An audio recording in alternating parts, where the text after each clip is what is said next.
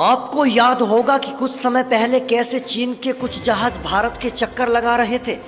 हिंद महासागर में चीन के ये जहाज भारत की जासूसी करने पहुंचे थे, लेकिन भारत के एक्शन के बाद चीन के इन जहाज़ों को भागना पड़ा था।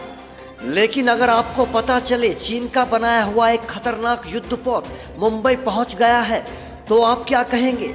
ये बात बिल्कुल सच है कि चीनी युद्धपोत मुंबई पहुंचा। चीन में बनाई गई शक्तिशाली युद्धपोत हाल ही में मुंबई बंदरगाह पहुंचा था। यह युद्धपोत 13 मार्च से 16 मार्च तक मुंबई बंदरगाह पर रुका था।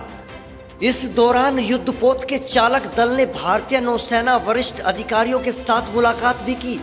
आप जानकर हैरान हो जाएंगे कि ये युद्धपोत कई तरह से घातक सेंसर और हथियार से लैस था।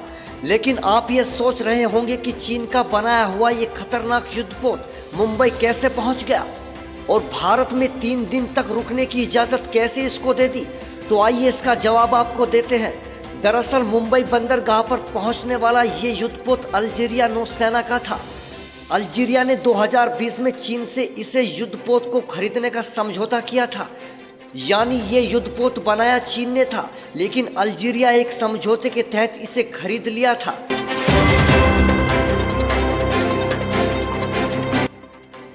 अल्जीरिया चीन का बनाया हुआ यही टाइट 056 युद्धपोत भारत लेकर पहुंच गया।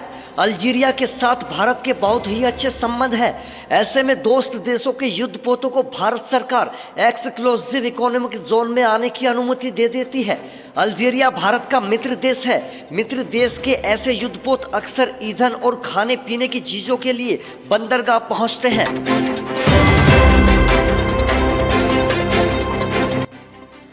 भारत के युद्धपोत भी कई बार अल्जीरिया के बंदरगाह पर लंगर डालते हैं।